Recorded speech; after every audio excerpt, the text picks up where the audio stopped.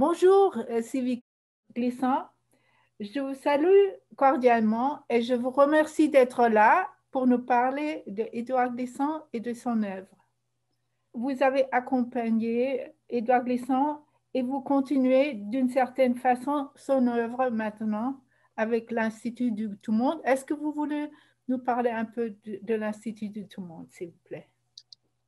Oui, l'Institut Tout le Monde, je pense qu'Édouard Glissant l'a conçu d'abord dans ce qu'il appelait un lieu commun, des langues, les pensées du monde rencontrent d'autres pensées du monde. Je pense que c'était ça, c'était, euh, c'est un peu général, mais finalement, il est parti d'une idée très générale, mais qui finalement a donné des choses très précises et très concrètes, je pense.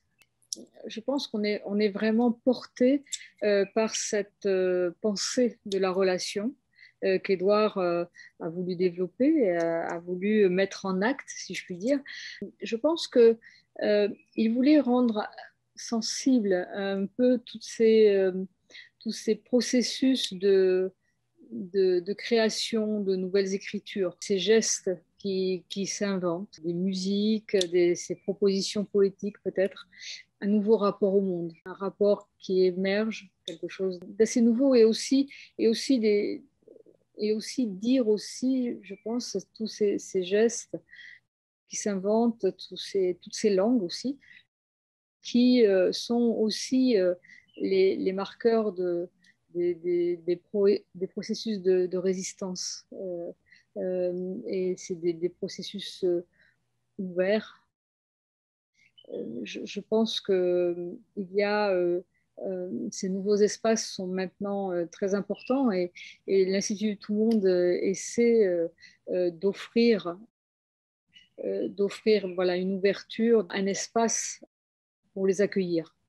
Tout d'abord, je m'intéresse à sa façon de travailler parce que, il y a certains aspects dans la philosophie de la relation où on voit un peu le travail du poète. Et je voudrais savoir, que c'était, euh, son travail était régulier comme certains écrivains le font, ils travaillent tous les jours pendant 3 heures. Oui, enfin, Edouard, c'était vraiment, non, c'était pas quelqu'un qui avait décidé que tant d'heures par jour, il allait se mettre derrière son bureau. Et c'est pas quelqu'un de très appliqué, si vous voulez, à l'écriture. Je pense qu'il se mettait à écrire à peu près n'importe quand et n'importe où, surtout. Selon, très souvent, j'avais remarqué que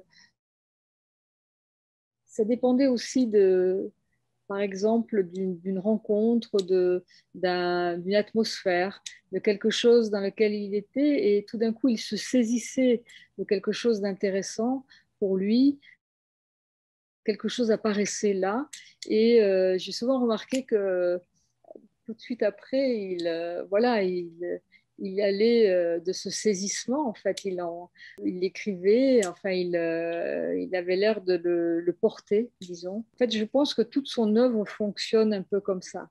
Sa vie personnelle, son quotidienne, était très extrêmement liée à à son rythme d'écriture, à sa façon d'écrire aussi.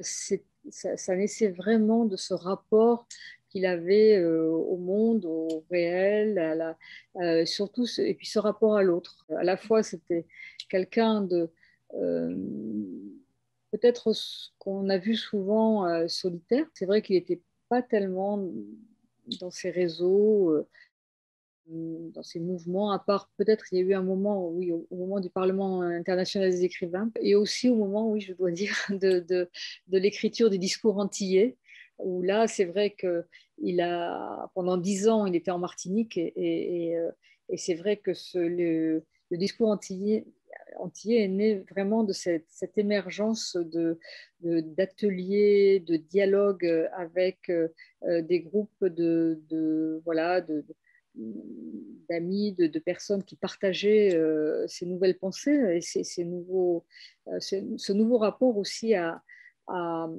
à son, la Martinique, à son paysage, à ses œuvres, à ce qui, voilà, à ce qui s'inscrivait à ce moment-là. Au début du discours antillais, la citation, c'est une citation, je crois, de François Fanon, où il dit qu'il voulait faire l'inventaire du réel antillais. Et je pense que voilà, cet inventaire du réel antillais, c'est aussi comment porter cette vision sur ce rapport au monde de notre présent, et aussi des traces que l'on porte, ce vécu qui s'est transmis et que l'on porte aussi d'ailleurs, et qui est la matière fertile finalement de ce qui advient, Ouais. de ce qu'il y a.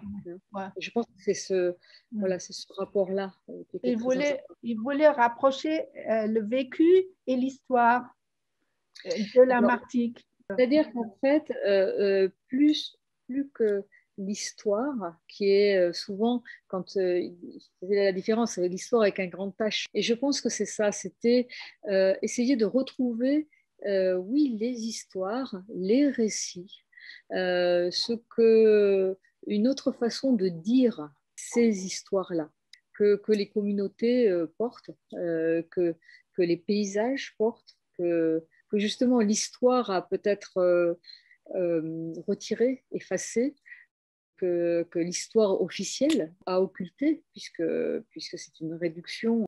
Faire un inventaire du surréel, c'était aussi, je me souviens très bien, c'était aussi une façon de trouver finalement les œuvres, de trouver ce qui s'écrivait, ce qui se disait, ce que les contes, par exemple, disaient, portaient, avec cette nouvelle économie, en fait, où tout le monde se comprend. Et Édouard a été, on le sait, a été très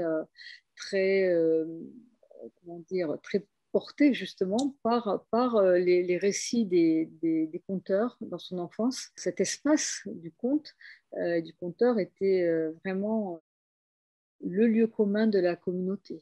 Tout le monde se comprenait à travers ces récits qui n'étaient jamais fixés d'ailleurs. C'était des récits que l'on modulait, qui permettaient aussi l'interaction de ceux qui écoutaient. C'est-à-dire qu'en fait, on répondait, et je pense que le conteur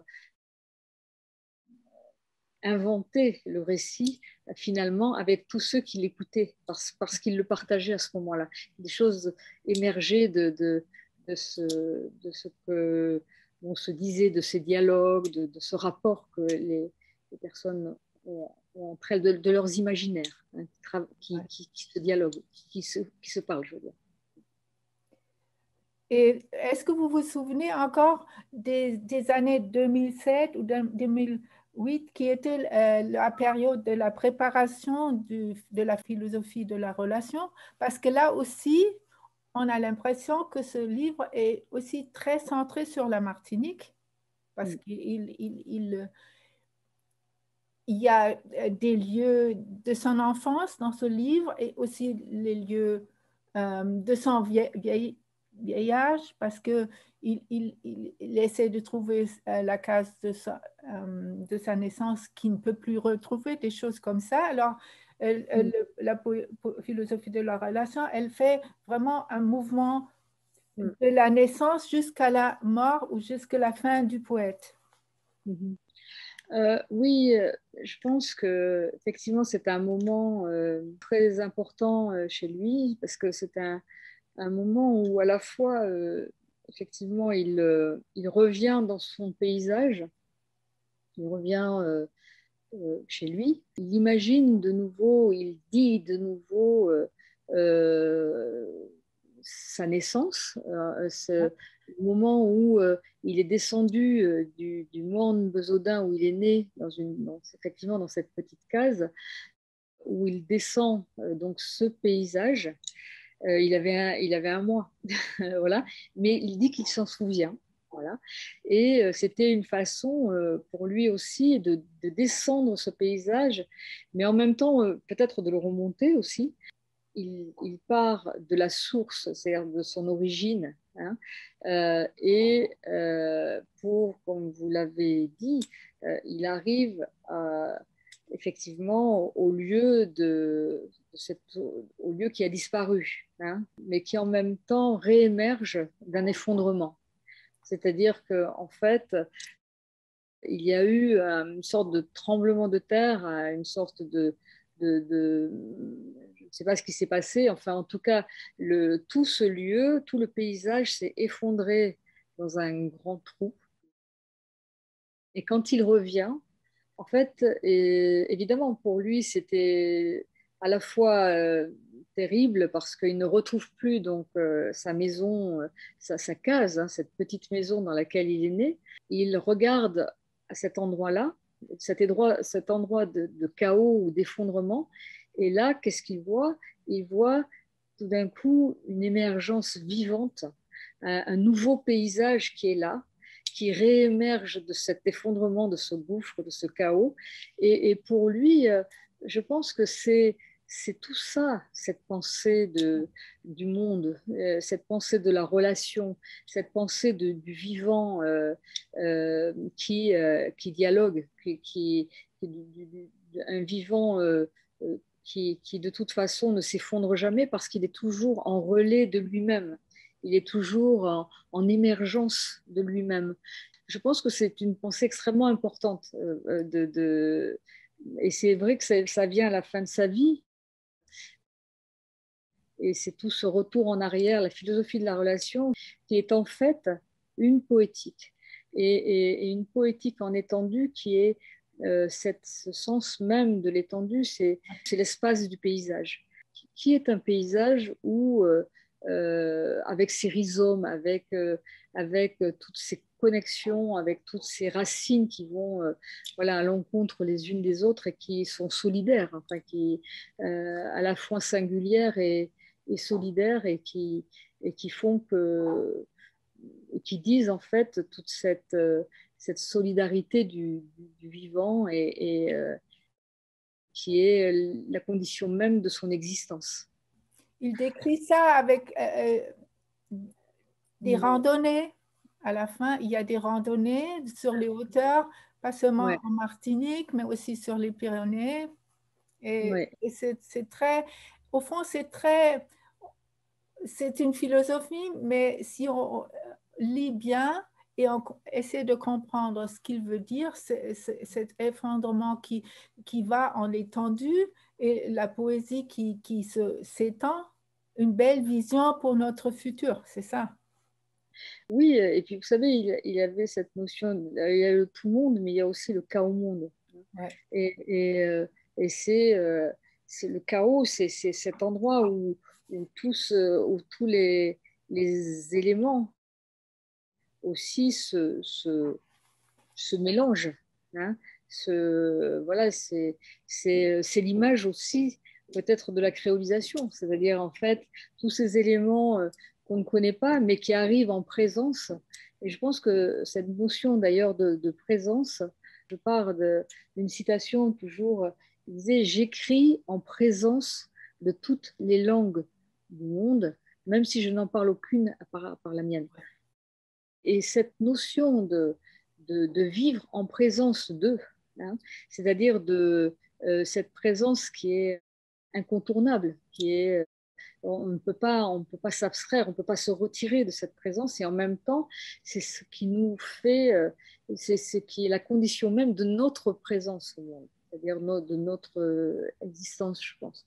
Euh, il me semble que ça, c'est aussi, et donc la présence aussi, c'est quelque chose d'étendu parce elle suppose, voilà, elle suppose ce grand, en fait, pour lui, c'est le monde comme un jardin, quoi. En fait, un jardin d'hospitalité réciproque. Je pense que cette notion même d'hospitalité, que l'on voit l'autre, mais que l'autre aussi. Hein, pour accueillir l'autre, il faut que l'autre nous accueille aussi. Je veux dire, voilà, c'est tout à fait réciproque.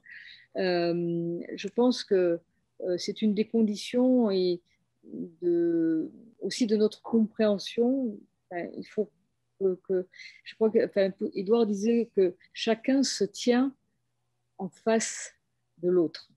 Et je crois que cette citation voilà, de lui, enfin, c'est qu'on réaliser que l'on se tient de toute façon en face de l'autre, qu'on le veuille ou non.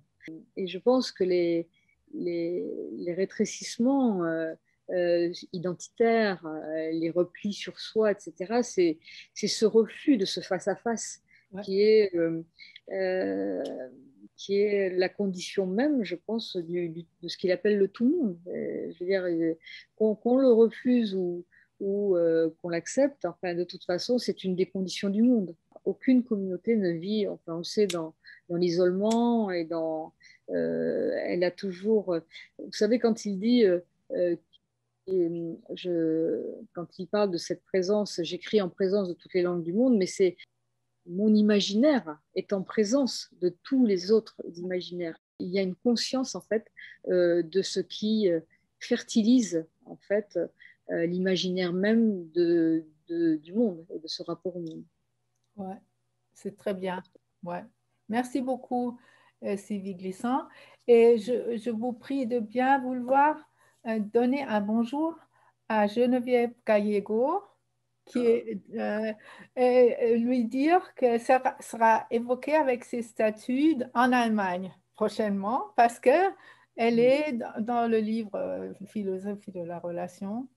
Oui. Et je vous souhaite un très de bonnes choses prochainement avec l'Institut du Monde et je vous remercie cordialement de votre C'est moi qui vous présence. remercie beaucoup de Merci beaucoup. cet échange. Salut. Voilà. Merci. Au revoir.